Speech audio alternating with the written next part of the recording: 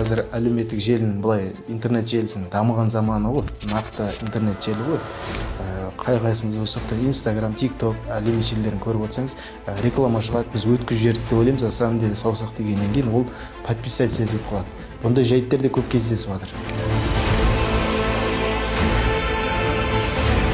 Дін мәселе зерттеу орталығы бар, басқармаға қарасты. Ол жерде негізгі 3 бағытта жұмыс жүргізіледі.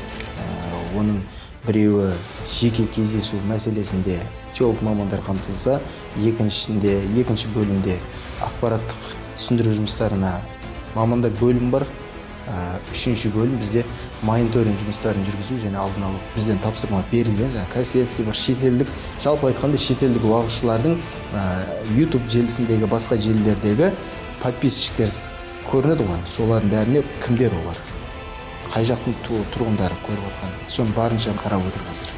Әлеуметтік желілерде шатасып кіріп кеткендер бар, өтірік емес.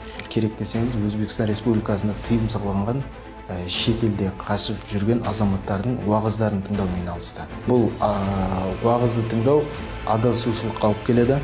Орталықтың мамандарымен аналитикалық интернет карта жүйесімен жұмыс жасайды. Осы жерде анықталған осындай тұлғаларға жалпы хабарландыру жолданады. Ескерту хабарламасы. Түсіндіру жұмыстан кейін қайталанған жағдайда әкімшілік немесе қылмыс жауапкершілікке тарту үшін біз құзырлы орган полиция қызметкерлеріне басқаға жолдаймыз.